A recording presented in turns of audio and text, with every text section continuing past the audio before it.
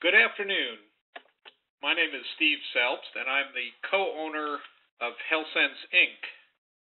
It's a pleasure to welcome you to our Healthcents September 2016 webinar for medical providers and medical products companies.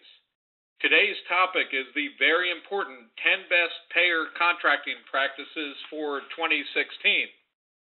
Healthcents plans to deliver value-added webinars such as this one for providers both monthly and possibly quarterly, so keep an eye out for future webinars. And in fact, we already have a webinar planned for October 18th, which is just around the corner, and it's called Give Yourself a Raise, and I view it as a perfectly complementary webinar and the second part really to this webinar, because it is about how to maximize reimbursements after the ink is dry on your payer contracts.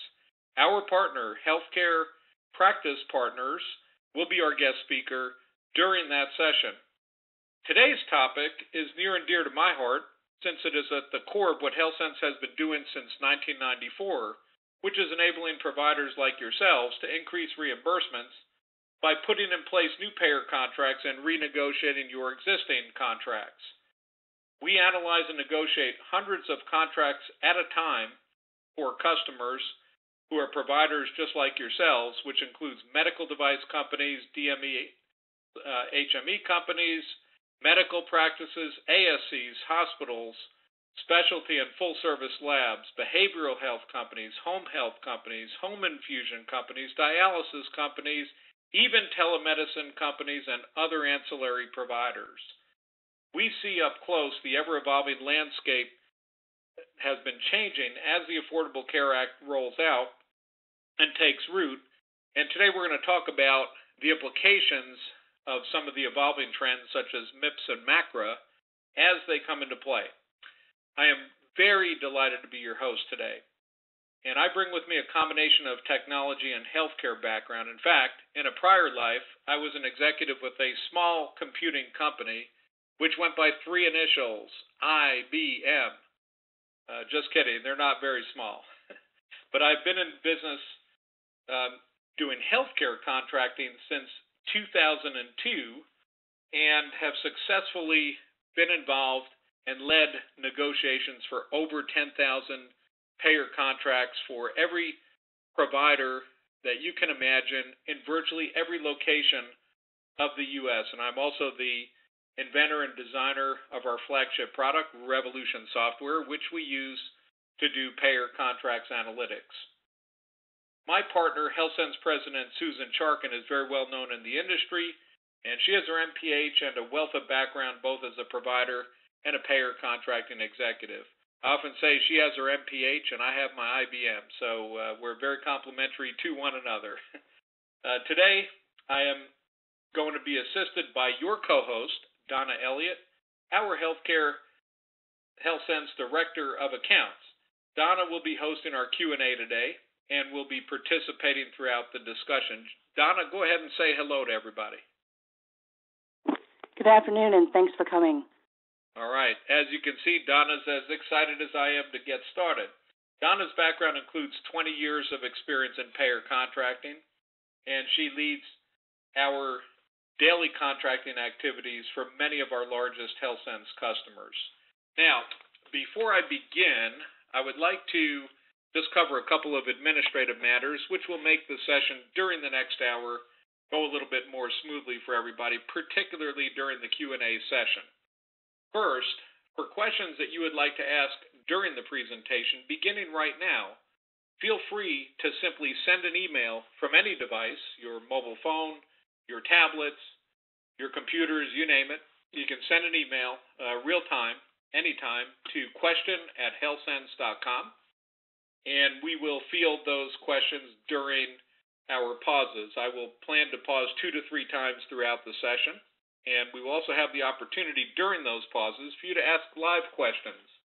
And I will prompt you at that time to ask your live questions. And what you will simply do, if you would like to ask a question, is you will press *6 on your phone. You go ahead and ask your question and dialogue with Donna and I. And then when we're completed, with that portion of with that question, then go ahead and press *6 again when the dialogue is over, and that will mute your line and make it pleasant for everybody else who remains. So anyway, that is how we go about asking questions. You can send your questions to question at Healthcents, or during the breaks you can ask your questions live through the process we just described. Also, if ET loses contact with home, for those of you who remember ET, hopefully most of you.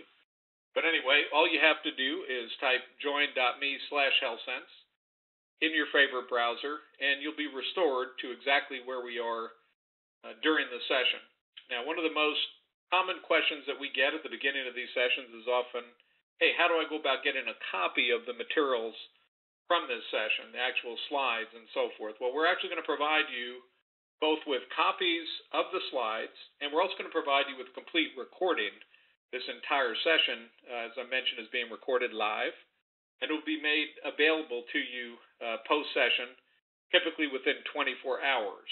And you will simply go to healthcents.com/copies, where I'm pointing right now, and you will be able to get both PDF copy, which is available anytime starting now, but within 24 hours after the session has been recorded and the video has been finished baking out of the oven, then there'll also be a recording available at that same URL for your viewing pleasure at any time.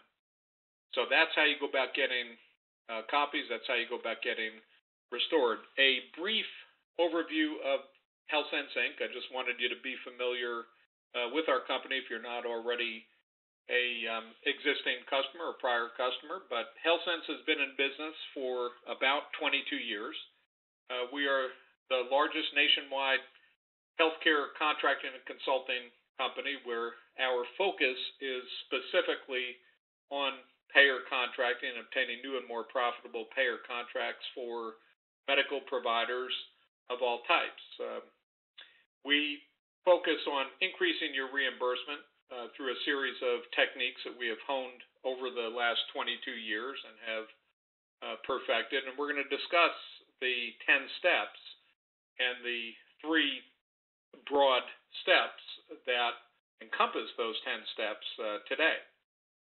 We also provide strategic consulting and expertise to a variety of clients. In fact, one of our largest clients today is the familiar retailer Staples.com, their Quill Healthcare division. And we do a variety of general healthcare consulting activities to help them better connect with their customers, which are a variety of different practices. We also, in addition to doing contracting, perform a variety of related services, including auditing claims and claims payments to be sure that they are both being paid and being paid correctly. We do fee schedule analysis, and you'll get a little bit of a dose of that as part of today's itinerary, since it's an important step in preparing for contract negotiations. And we also do a variety of online marketing services. So we have a series of related services to our core service, which is payer contracting. And I mentioned that we have a product called Revolution Software, which is our flagship product that's designed to essentially detect trends in fee schedules and help you assess the revenue value of various offers that you will be getting throughout your negotiation process from payers, health insurance companies. I mentioned that our team is led by decades of healthcare and technology expertise.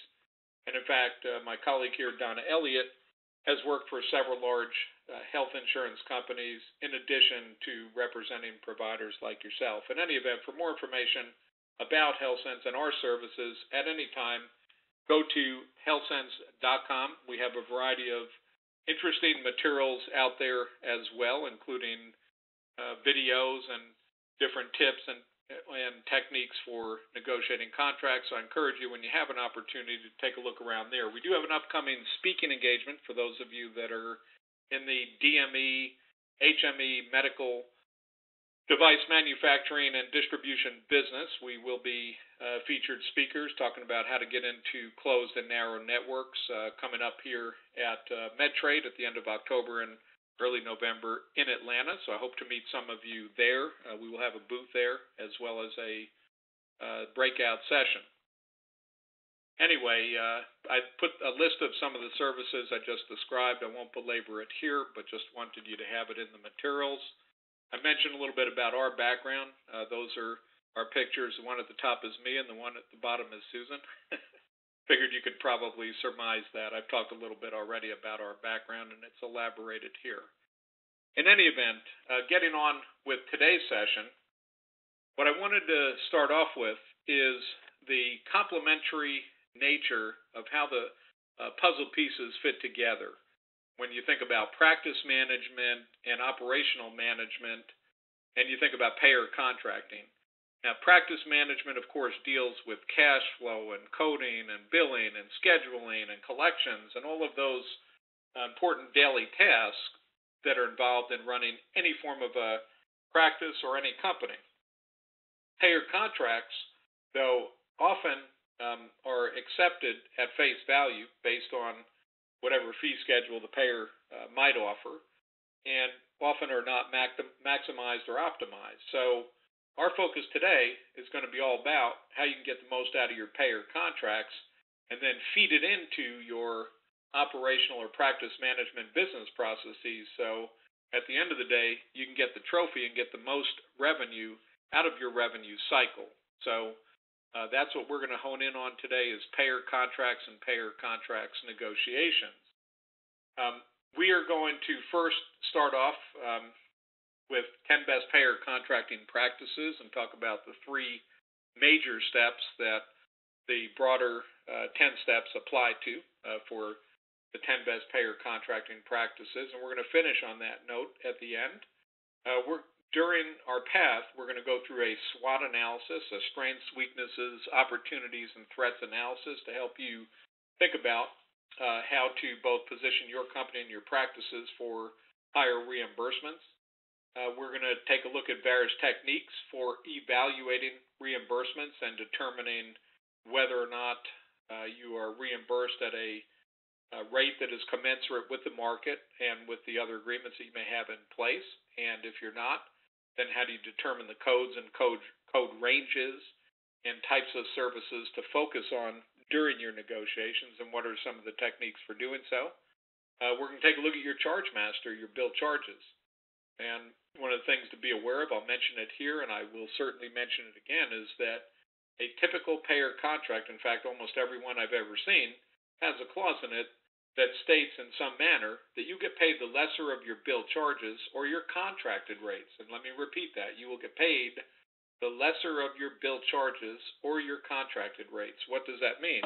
That means that if your bill charges fall below the contracted rates for any service that you provide, could be an office visit, could be a DME code, an A code, an E code, it could be a J code, it doesn't really matter. But the fact is, if the bill charge falls below the contracted rate, you will get paid the bill charge, even though you have negotiated and are normally entitled to higher contracted rates. And so the payers have very precise systems that do track your charge master and compare them to contracted rates. So it's very important that you have an auditing technique to make sure that your bill charge threshold is set well above your contracted rates. And we recommend where there is a corresponding Medicare rate that it be calibrated to 250% plus of your wage indexed local Medicare rates for the set of services that you provide. And if you do that in almost every case, you should avoid that problem. We'll talk about win-win techniques for negotiating managed care agreements. And when I say win-win, it means it needs to be certainly not only a win for you, but you need to make it a win for the payer. It goes without saying, if it's a win for you, you should be able to provide better care and better services to your customers, your beneficiaries, your patients. And in that regard, it's a three-legged stool. It's really a win-win-win. But we're all about trying to appeal to the optimal scenarios that make the outcome of contract negotiations a winning scenario for all of the participants in the contracting ecosystem. This is not about you win and the payer loses or vice versa. There are plenty of ways for you to make more money on your payer contracts and at the same time make it a win for the managed care company. And that's what we're going to talk about today. And we're going to talk about monitoring claims payments versus your contracted rates to make sure that you're paid correctly. And we're also going to touch on this topic of closed and narrow networks. I mentioned that I'll be giving an entire session like this one at MedTrade on this topic alone. It is certainly worthy of its own discussion, and I will, in the latter part of this year or early next, essentially give that same session or a slight variant of that session through our Healthcents webinar series like this one. So you can look for that to happen. If not in December, shortly after the first of the year, we will go into that topic. Today, I will whet your appetite and give you a few tips for how you can potentially break down the obstacles that may get in your way to getting contracted when you hear from a payer that, I'm sorry, you have a great product, but our network is closed and we're not accepting any more products or services at this time. So that's the topic of closed and narrow networks, and we'll talk about what's the difference between a narrow network and a closed network and some of the nuances there. Then we're going to talk about a bunch of related topics which have come into play seemingly all together at once, and that is value-based contracting, MacRA, which is the Medicare Access and CHIP Reauthorization Act, and if you can repeat that, then you're doing better than me the first time. And then we're going to talk about MIPS, the Medicare Incentive Payment System. And MIPS is essentially the mechanism by which value-based rewards are doled out under the MacRA initiative. So give you a little bit of perspective about that. And ACOs, Accountable Care Organizations, are one of the new emerging contracting entities that's designed to reward some of the value-based payments through the MIPS program. And while ACOs are not the preponderance of, don't represent the preponderance of payer contract activity today, either for Medicare, Medicaid contracts, or commercial, they are growing, and as such, you want to be aware of the pros and cons of participation in ACOs. And if you're a DME company, unfortunately, you can't necessarily participate directly in an ACO, but you can extend GPO agreements, group purchase agreements. So we'll talk a little bit about that as well. And ACOs, in fact, often have are parts of group purchase organizations. So for DME companies, you can essentially get into that scenario through the GPO. So that's what we're going to talk about today.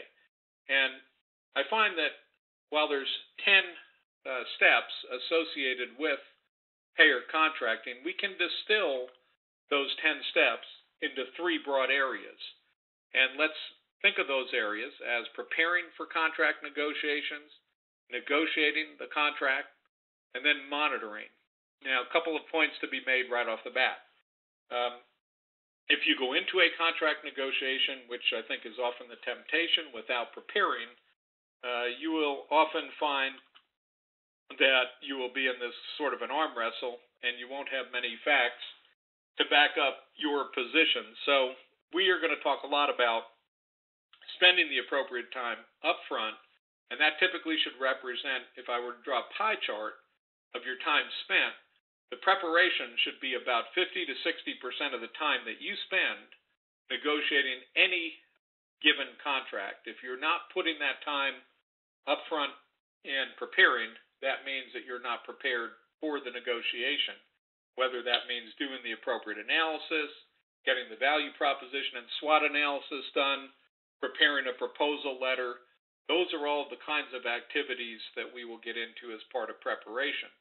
And then I talked about the ultimate goal of our negotiations is the handshake at the end here. We're trying to come up with a scenario that's good for you as a provider, and it's also good for the health insurance company. That is the goal. And then we're going to make sure to monitor to be sure that we're paid accurately once those contracts are in place and we have our contracted rates established. I've done various audits of payments and have found substantial discrepancies. More often than not, it does get back to the various problems with coding, and it also gets back to problems relative to the lesser bill charge versus contracted rates where the bill charges are often set too low. So it's very important that this last step of monitoring, last major step, not be forgotten. Now, if we further break down these three steps into the more detailed steps that are involved in contract negotiations, we're going to go into data analysis, proposal letter prep, and making initial contact with the payer. That's all part of the preparatory stage of getting ready to negotiate contracts. And then we're going to go through this iterative process of working with the payer to come to agreement, getting their attention, going through counteroffers, understanding if they have objections, what those objections are, and why they are objecting. And in the worst case, if we cannot extract a response from a payer or a reasonable desire to negotiate, then we are going to, at the right time, we're going to negotiate to the senior management at the payer organization, working our way up the links in the chain and doing it in a manner that is transparent so that we are visible to the contracts manager and the management team that we've already been working with, and then conduct that escalation, perhaps involving a medical director. And once we come to agreement and we have a payer contract in place, then we're going to work on the monitoring. And we also need to keep track of the time of that agreement, because some agreements are what we call evergreen, where they renew annually, often once you get within a 60-day prior to the renewal date or 90-day prior to the renewal date window, the contract, unless either party terminates prior to that time, will automatically renew. We call that evergreen because, like an evergreen tree, it just keeps going and keeps growing. On the other hand, there are other agreements that might have a stated duration. Nowadays, I often recommend that if you are negotiating a new contract, you consider a 3-year lock potentially. That protects you from any uncertainty and turbulence as the market environment changes and the healthcare environment changes. And this way it gives you predictability of costs. And if you can also build in COLA or cost of living increases into that 3-year process, then you have a predictable contract. You don't have to come back to the table every year. And often those contracts will similarly, in that 3rd year, have a termination without cause scenario that enables you to terminate the agreement by the end of the 3rd year with prior to 90 days prior to the beginning of that 4th year, that sort of thing, or 180 days prior. So you do have to also be cognizant of the timing of these agreements, because the opportunity is there to go back when they come up for renewal to renegotiate them. Of course, the benefit to a shorter term agreement is if you're more on the side of taking risk and high risk, high reward scenario, you can try to do this every year, although that's a pretty difficult thing in today's environment. So what we're going to do is take examples going through each of these practices in more detail. Under preparation, we're going to look at how we evaluate our top codes and figure out which ones are our most important codes. And what do I mean by most important? Well, they're the codes that drive the most revenue. We have one criteria for importance when it comes to codes, and that's how much value do they have to our company or to our practice. We're going to take a look at how we benchmark both against Medicare and other payers which you may already have contracts with. Even if there are not benchmarks available relative to standard industry benchmarks in your area, we have some tooling that helps with that with Revolution software, where it gathers up and various data points by code and by service, and can tell you, roughly what the reimbursement is, both in a Medicare locality and in a particular state and across the U.S., even in the absence of that data, just by virtue of you having a portfolio of contracts yourself, there's some techniques that can be applied to benchmarking to help you to figure out which of your agreements lag and which parts of your agreements lag, and which agreements and which services to go after optimizing. And then we're going to do a SWOT analysis, and we're going to figure out how do we position ourselves and explain to a payer why it makes sense for us to increase our reimbursement. And part of that analysis is going to be not only qualitative but also quantitative. We're going to want to pick on the portions of our fee schedule that are going to drive the most revenue. And then we're going to get the proposal letter together. Now, you can see there's quite a bit of work involved in this preparation, and that's why I suggested that to do the right upfront work, it's a good idea to figure roughly that you ought to spend about 50 to 60% of your time on this part of the process. And then we're going to go into negotiation and doing the blocking and tackling of repetitive follow-up and Q&A with the payer, and how to ultimately escalate in a judicious and professional manner so that we get a second hearing and possibly a third hearing from the payer. And in fact, we've had a number of negotiations recently that have gone 2 or 3 rungs up. So there is a degree of patience and precision that's going to be required to be successful when you engage in a high-value payer contract negotiation.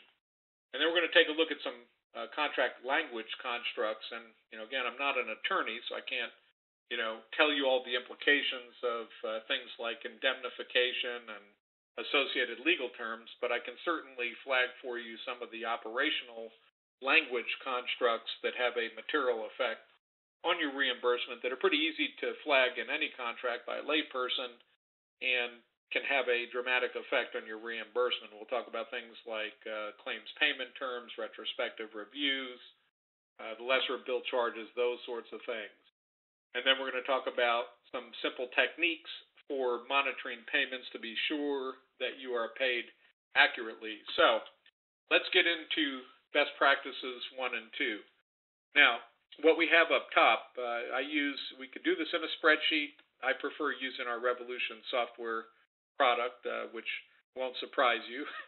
And the reason, besides obviously it's a Healthcents product, is that it can digest large amounts of data, and as a result, it can do benchmarking and provide some valuable information that you wouldn't otherwise be able to do in a spreadsheet. But having said that, there's no reason you can't replicate some of this if you're willing to put the manpower in a spreadsheet, or use a product like we use. Now, the bottom line is what you have is you load this up with your services, whether it's spreadsheet or product, and the location of the service if your practice is needed, because Medicare pays often differently for office-based versus facility-based procedures. Typically, an office-based procedure will carry a higher reimbursement than an equivalent facility code for the same service.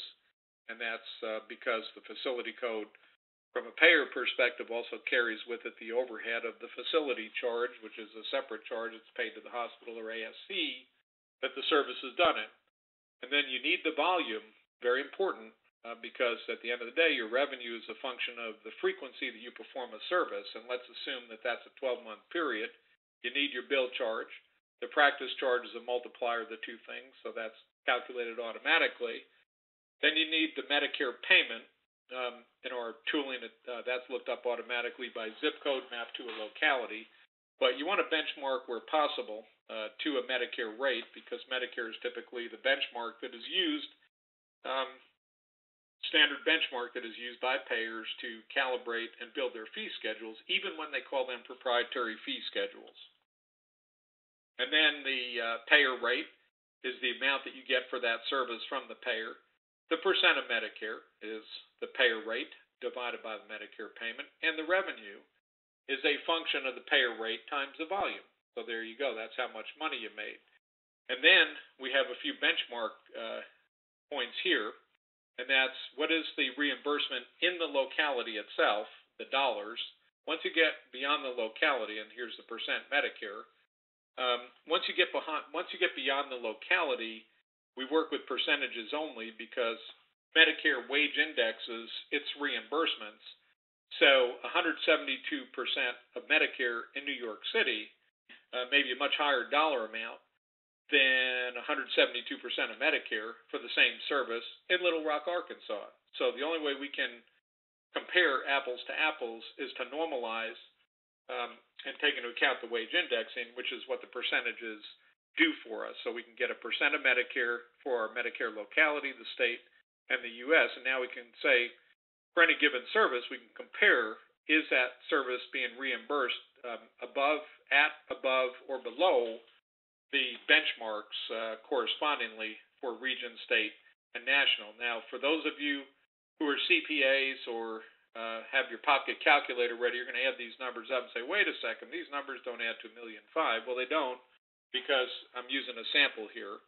I've only given you the first 6 rows just so I can illustrate some points here, not the entire table. But the idea is that you add up all the revenue numbers for all your services, and then you take a look at the weighted average percent Medicare, which is summarized down below, and you compare it to the average percent Medicare for the entire fee schedule.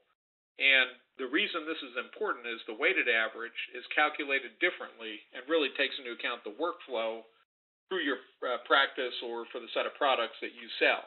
And the way it does that, you see, is it takes the volume times the payer rate for each code or service for each row or code or service. In this case, does it for 51,700, then the office visits 99,203 through 99,215.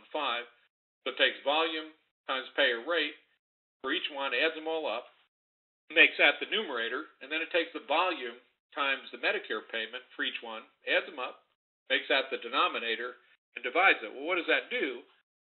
What it does is it weights the codes that produce the most revenue the most. So in this example, if you were to run that calculation just for these codes, clearly 99214 would carry a much heavier weight in determining your weighted percent Medicare than it would the rest of the codes. And of course, if we just average them together, each one of these data points, the 6 of them, are only going to count once each, and we're going to divide by 6 and get a different result. You will find typically payers are pretty smart and shrewd with their fee schedules, and they may tell you that you're getting 200% of Medicare across the fee schedule. And, it's not that they're not telling you the truth, it's that they're telling you the truth from the vantage point that makes the most sense for them. That is, maybe your fee schedule is comprised of 330 codes, of which you only use 20 codes. But if you average the entire fee schedule and took a look at the average percent of Medicare, maybe it's 200% of Medicare. But if you look at the weighted average based on the services that you provide, maybe it's only 150% of Medicare. So this trend of the weighted percent of Medicare being less than the average is quite typical. So anyway, what you want to do is a good best practice here is sort your codes in descending revenue order, and then also sort your codes by procedure. And what that does, see, typically procedures, whether it's DME procedures for products or DME product reimbursement, or it's J codes for drugs, or it's office visit codes, or it's urology services, whatever it may be, they tend to group in similar ranges. So when you look at it both ways, by descending revenue and by procedure, you can quickly detect whether or not there are certain code groupings that are lagging. Like, for example, for medical practice, perhaps the E&M codes are only reimbursed at 80% of Medicare, but the surgical codes are at 160, while the lab codes are, also down in that 80% range, but the pathology codes are higher. So, we can do that sort of analysis if we group our codes and if we sort it both ways. And that's the idea of doing some analytics, either in a spreadsheet or in a tool like the one that I'm talking about here, Revolution Software. Now, the other thing that you want to do, and this gets back to that infamous clause, the lesser bill charge or the contracted rate, is that you want to compare your bill charges to the contracted rates and make sure that your bill charges exceed your contracted rates. In this example, I flagged a couple of codes in the right-hand column where the bill charge here is actually less than the payer rate and flagged by how much. So you can see that 2,500, the 2,756, about 256 less. You would want to immediately update your charge master to get the bill charge raised up above that contracted rate to avoid this problem, because if you don't, then you're going to get reimbursed $2,500 for that service, for example, for 59400 instead of the 2,756. And the middle ones that are flagged there are just showing you that if you calibrate your charge master at 250% of Medicare, what you would actually have to raise some of the codes up to in order to get them to that level. But the main takeaway here for you is please make sure that your bill charges are always well in excess of your contracted rates. Now, at this point, it's a good point to pause, because I'm going to kind of move into a couple of other topics with the next half hour or so. So with that as a backdrop, let me first ask Donna, have we received any questions online at this point? We do have one question so far, and the individual wanted to know if the techniques to negotiate payer contracts are the same for all types of providers. Oh, thank you, Donna. And the answer to Donna's questions is that they really are, in that these techniques that we're discussing are applicable whether or not you're an ancillary provider, whether you're a DME company, a home infusion services company, a practice, an ASC. Really the only difference is the kinds of codes, whether they're HCPCS codes or CPT codes or other kind of services. But basically the approaches are the same. So the difference may be in the volume of codes or services you're dealing with. If you're, for example, a DME company selling a compression boot of some sort, you may only have a single code to worry about. Or if you're an urgent care clinic, you may just have one rate for the visit to the urgent care clinic that you're focused on increasing. So it could be a bit simpler. If you're a typical medical practice, you're probably dealing with anywhere from 20 to 40 codes that represent 80 to 90% of your book of business. So other than, I'd say, the volume of codes, it's quite similar. Now, one of the things that I'm going to do is go ahead for a moment and unmute the line so that you can ask a question, and then I'll remind you how you go about doing that if anybody would like to do so. If not, we'll move.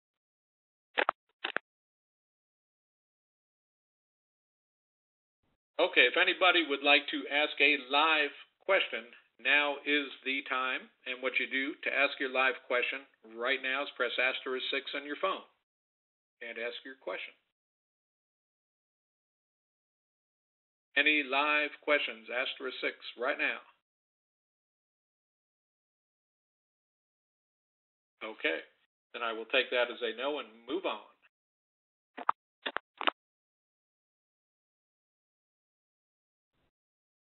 Okay, so the next section, we're going to deal with SWOT analysis and how do we get ready and what's a good value proposition. The overall point is think about your practice or company in terms of what makes it unique. And what I mean by that is it doesn't necessarily have to be that you provide a unique product or service. Maybe you do, in which case that certainly is an opportunity and a strength. But it could be that you provide some form of exceptional service. For example, maybe if you're a DME company, you have experts that you call therapists who actually help deploy those products to customers, whereas your competitors just ship the products and expect your customers to figure out how to use them. That can be an advantage, you see. So you want to start to think about what is it about the way that you do things that would add value to the payer. And now, how do you add value to payer? Well, the way you add value to payer is maybe you help them to reduce hospital readmissions. Maybe you keep surgeries out of a facility and you can do them in your office. Maybe you have a high degree of compliance if you're a DME company through the deployment of your product. Maybe you provide an alternative for patients that are waiting a heart transplant by enabling them to go outpatient and get monitored remotely through the use of your products and services. See, it's those sorts of things that create that win-win proposition. But broaden the aperture and think beyond just, your product or your service. What is it, the way that you do business, that makes it unique? So, SWOT analysis. Now, let's talk about once you have your analysis figured out in terms of your codes and that sort of thing, knowing which codes you need to optimize, and you also have your SWOT analysis done. How do we put together an impactful proposal letter? And the way we do that is we basically keep it short, number one. Short by meaning ideally a page.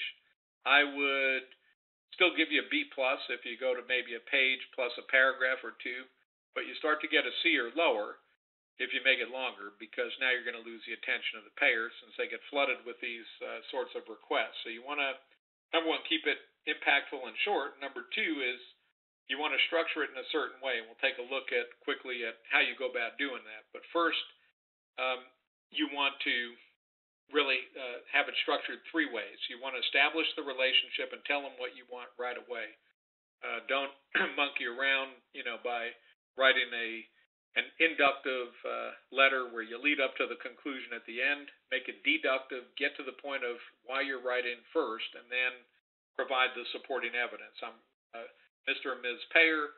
I'm writing to you to request an increase to my current reimbursement, and here's the reason why I'm asking for that increase, that sort of thing. You want to get to the point. Then you want to provide the supporting evidence, and then you want to close the sale by throwing the hook, and also keep the payer on the hook, meaning put a specific date that you were looking for a reply by, and then start following up and essentially project managing the payer to that date. So I have put a specific letter together for you, which, by the way, you could lift out of here and probably customize fairly easily to your practice or company if you'd like. But the idea is that you're contacting the company to initiate a renegotiation of the fee schedule, or maybe it's to request a new contract. But right out of the gate, first sentence, first paragraph, tell them what this is all about. Otherwise, they're going to be scratching their head trying to figure out why you're writing to them, and you may end up in bin 13 in the corner, the little trash pail. You don't want that to happen. Then you want to talk about some of the attributes of your practice or company. And I mentioned attributes can be things like not only the product or service, but it can be the services that you provide or the compliance statistics. Compliance typically is all about making sure that your product or services are utilized in the manner intended, and if they are, that typically results in better treatment, and you can often compare the statistics that you have for compliance against a competitor and gain some benefit that way. Or maybe if you're a urologist and certain kinds of prostate surgery that are better serviced with a Da Vinci robot in the equation, and you can demonstrate better results, you talk about that. So it's really different for every company, and it's different for every practice. But I'll bet that if I sat down with each of you and we spent a half hour, by the end of that half hour, we would flag 2 or 3 items that are unique about your company or your practice that differentiate you from others in your Medicare locality that provide similar products or services. And that's what you're trying to get to right out the gate here. A little more supporting evidence. It's also good in the second and third paragraphs talk about perhaps the specialties, subspecialties, the book of business, if it's big enough and impressive enough, the employers in the area, because remember, the customers of the health insurance company that they are going to care a lot about are the big employer groups that utilize their network. So, referrals from hospitals, things of this nature. And then I mentioned at the end, the third paragraph, it's going to be all about closing the sale, putting the hook out there. Make sure that you request a reply by a certain date, and that you start to follow up within about 3 days after you send the letter. Just be sure the payer received the letter, they're considering it, and then you kind of ratchet up the intensity of the negotiation, giving them a little bit of room, but you want to give about 3 to 4 weeks of elapsed time to the payer to come back on your proposal. Pretty much all of them need at least that amount of time. And then we're going to go through this iterative process of contract negotiation and follow-up and making sure that we continue that process until we get an answer. Now, if we get to a point where we're stalled in the negotiation and we can't get the payer to respond at all, or they respond negatively, then we can figure out who the next manager is up the chain in the payer organization and request a meeting with that person. And there are various techniques where you can now build a revised proposal letter that's a little bit trimmed down from the original one, a little bit more summarized and to the point, to explain why it's worth the payer reconsidering the decision to not have you in the network. But this is a very critical stage. You don't want to give up if you just get a no. Now, if you go up 4 levels up the chain and you get to a senior VP of contracting for the entire region and you still get the answer, then you may have done as much diligence as you can reasonably and have to move on. And then we can get to some alternatives such as silent PPOs and third-party networks that might help you mitigate that kind of a problem.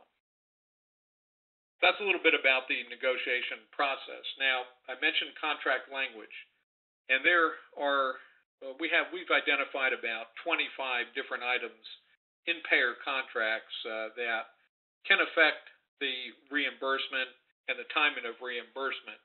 And we actually have a matrix that we utilize for that purpose, and Donna actually is one of the inventors of that matrix. But the kinds of things that we look at in contracts besides the reimbursement itself, I mentioned the term and termination, and I'm specifically talking about here the calibration of the duration of an agreement, assuming it's not breached, the termination without cause. How long does the agreement last, and when do I have to provide notification in order to renew the agreement? Because the problem is, and I've seen this happen, is if you anxiously move into a payer contract negotiation and it turns out that you just signed a contract a year ago and you're in a 3-year agreement, there is no leverage. It really doesn't matter what your value proposition is at that point. A deal's a deal. It's like an athlete who's signed a 3-year contract, maybe at below market value. They pretty much have to wait until the end of their contract term to for their payday to come, and you're kind of in that boat if you're locked in. So you ought to look at, first and foremost, do you have the opportunity to renegotiate? And you want to start the renegotiation process about 6 months prior to the notification date to allow for enough time to actually negotiate the contract well ahead of that notification date. There also may be timely filing requirements where you have to get your claims filed, within 30 or 60 days, that sort of thing. Payment for non-covered services. So how are those addressed? Are they called out in the agreement? Are they paid at 90% of bill charges? Are they paid at some other rate? Exactly how are non-covered services paid? Very important to have that spelled out.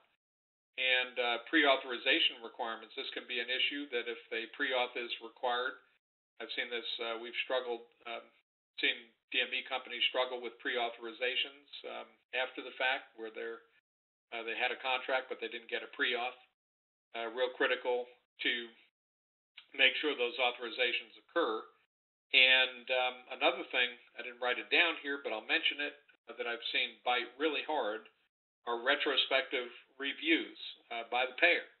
What I mean by that is a payer may not put any time limits into the contract relative to retrospective reviews on payments they made to you. And what does that mean?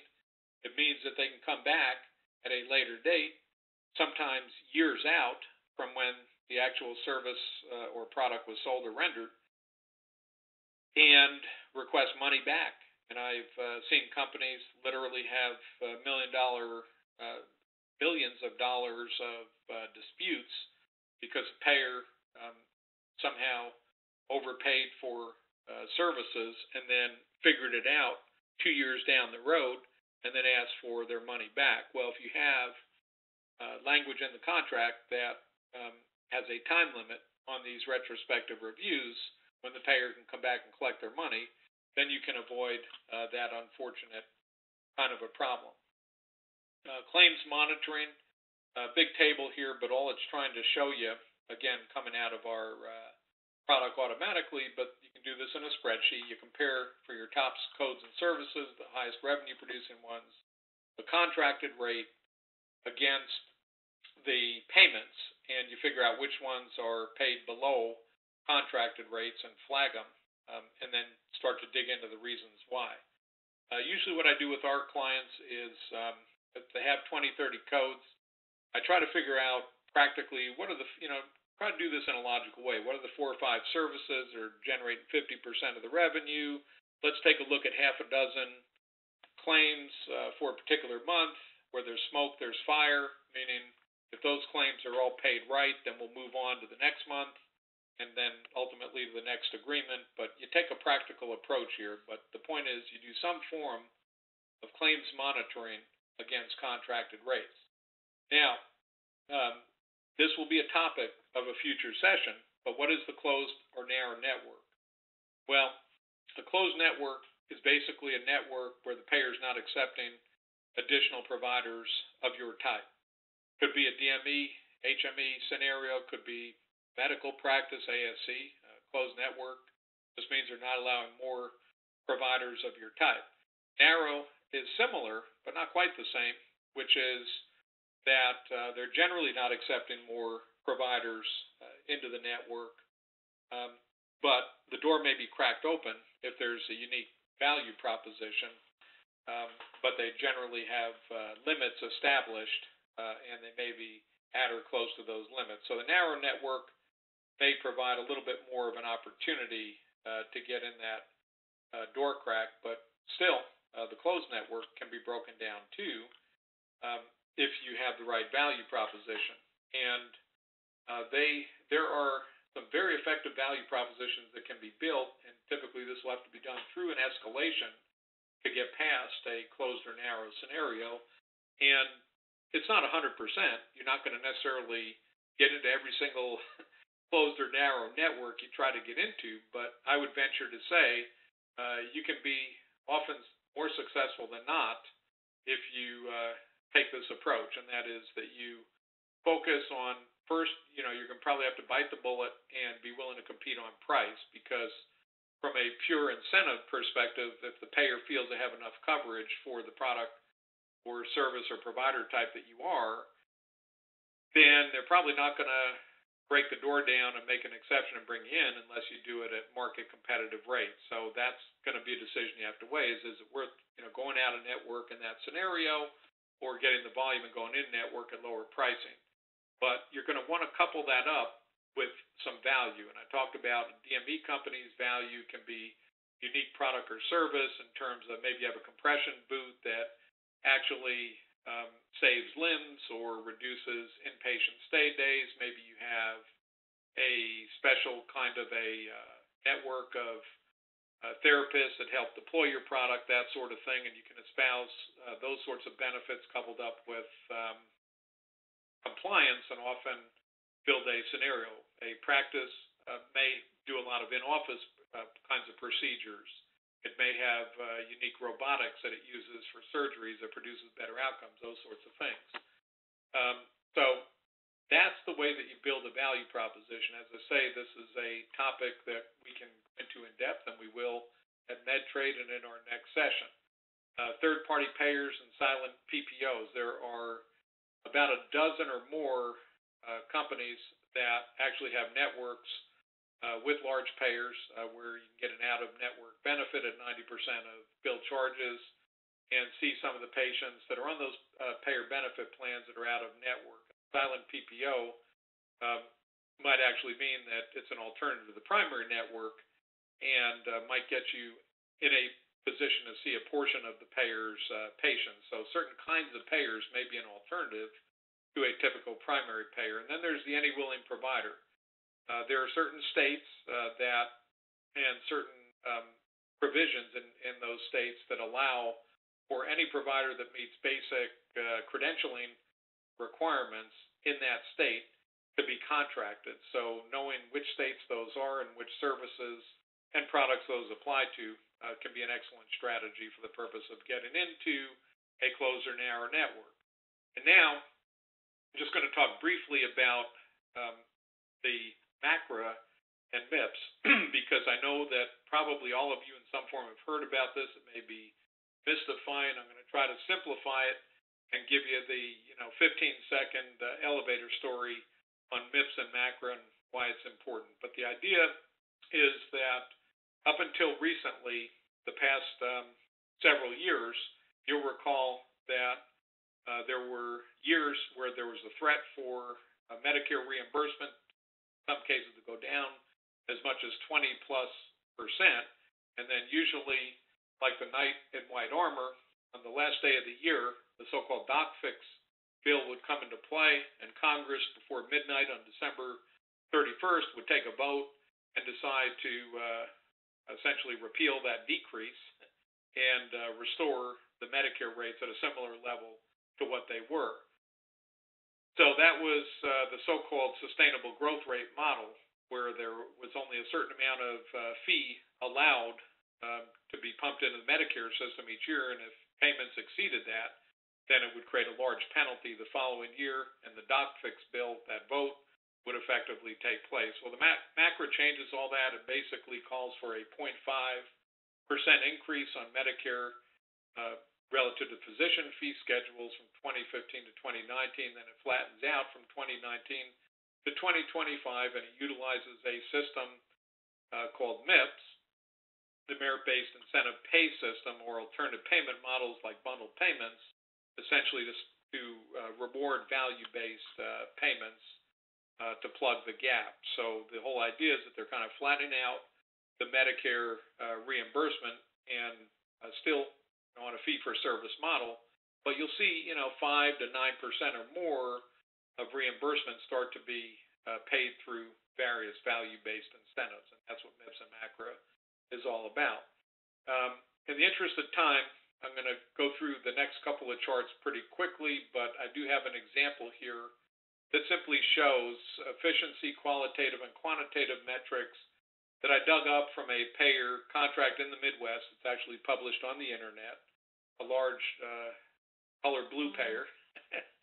And the idea is that the payer rewards 2% for efficiency metrics, 2% for qualitative, 1% is total of 5%, and then the specific categories are below, and they basically pay about 5% on top of the fee-for-service reimbursement based on a annual outcome in those three areas. So that's what value-based is about, is starting to reward based on different treatments and customer service kinds of metrics.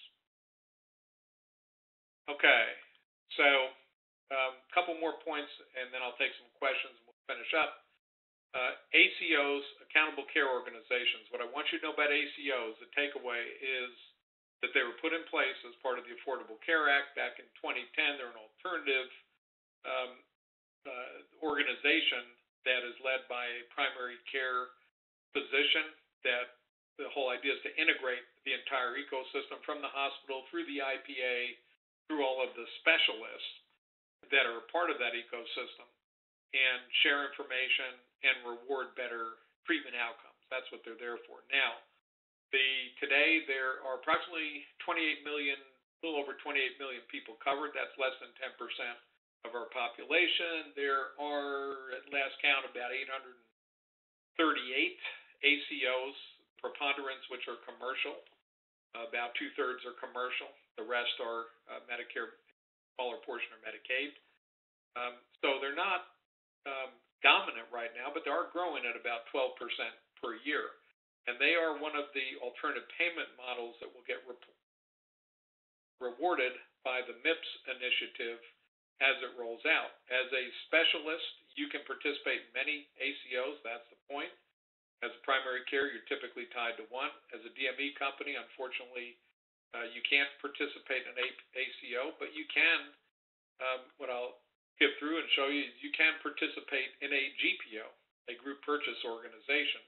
And that's essentially where, as a vendor of products, you can sell products at discounts to large numbers of healthcare providers that are contracted with the GPO for a group purchase agreement. And that is an alternative for DME companies, because many ACOs are also contracted and belong to these GPOs. So we've talked a little bit about trends and directions as we've gone here. In the interest of time and finishing off on time, I'm going to leave the rest of the charts and the summary, which is the 10 best practices that we covered. Mentioned that coding and clinical documentation is key in order to reap the rewards of value-based. One thing I do want to cover before I take final questions is that we're offering two things for all participants in today's session. Just want you to be aware of it. A free 1/2 hour consultation, and the information is on the screen. You can simply call Susan Charkin, my partner, directly, and she will conduct a 1/2 hour assessment and give you some idea if you have an opportunity to move your reimbursements based on your situation. And she will give you an honest assessment. We've had these assessments, and there have been situations where certainly we've not been able to help, but we've been able to give some advice. So she tries to give an honest assessment whether we can help you or not. It's worth your time, in my opinion, whether you're an ancillary provider, DME company, or practice, to take advantage of her expertise and get a 1/2 hour of her time to learn something. Even if you don't sign up for our services, that's fine. You can walk away with some value. The other item, speaking of value, is I mentioned the Revolution software product. From now through October 14th, we will provide you can buy the product before September 30th, but get a 1-hour consultation before October 14th, and we'll sell you the product for $1,000 for a 1-year license. That's 2/3 off retail, and we will give you a 1-hour consultation. And you can request that I do that consultation as part of this as well. This is for providers, any kind of provider. If you're not a provider and want an enterprise license, that sort of thing, that would be a different kind of an arrangement, but you can call us and talk about that. So that's the offer. And with that, I'll leave the questions and our contact information over here. I mentioned you can get PDF copies at the healthcents.com/copies site, and then we are going to have a webinar on October 18th about how to maximize reimbursements. The contracts are in place. So for those who would like to hang around, we're going to do Q&A and wrap up. So at this point, Donna, do we have additional questions? We do. The first question is, how do I determine my most important codes or services? Okay, good question. Going back to important codes and services, by important, our definition is codes that generate the most revenue. So the way we do that is we take our contracted rates times the volume over a unit of time. We recommend 1 year. And so for each code or service that you have, say you have a 99213 office visit, and you have 52,000 cystoscopy, and so you take your 99213, it's $100, and you do it 200 times, and we multiply the two, and that's how we determine our revenue. Same idea for our other services. So straight contracted rate times volume, 1-year period recommended. Okay, one last chance here to ask questions. I will open up the lines and stay as long as the participants would like. So let me open up the lines real quick, see if we do have any final questions.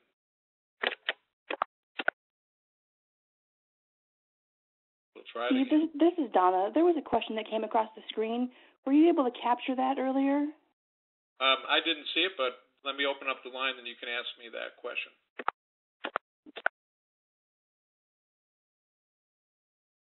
Okay, go ahead, Donna, with that, and then I'll take live questions. It went by quickly. I didn't quite get that question, so if that individual would like to put that through again, that would be great. I do have another question. It's, what if I send a letter to the payer and I don't hear anything back from them? Okay. So we do all our homework, we prepare, we get a good proposal letter together, we send it, and nothing happens. Now what? Well, a couple things is, first, you should invoke a series of repetitive follow-ups in a short period of time. Like, let's say you have asked for the payer to respond 3 weeks out, and now you're 4 weeks out, and you still haven't heard you haven't heard a peep from the payer. So I would say that 2 or 3 follow-ups consecutively first would be the course of action. And then if there's still no response, then you would, in the spirit of transparency, let the individual know that the payer contracting manager know that you're going to need to escalate this since you have not heard back, and there is a very critical value proposition for their company at stake here. And as such, you have reached out to, person X, who's typically going to be the next rung up their chain, and start escalating. And I would repeat that even 2 or 3 levels up, because sometimes that you do have to go 2 or 3 levels up to get a reply. All right. Now, for anyone that would like to ask a question, press *6 and fire away.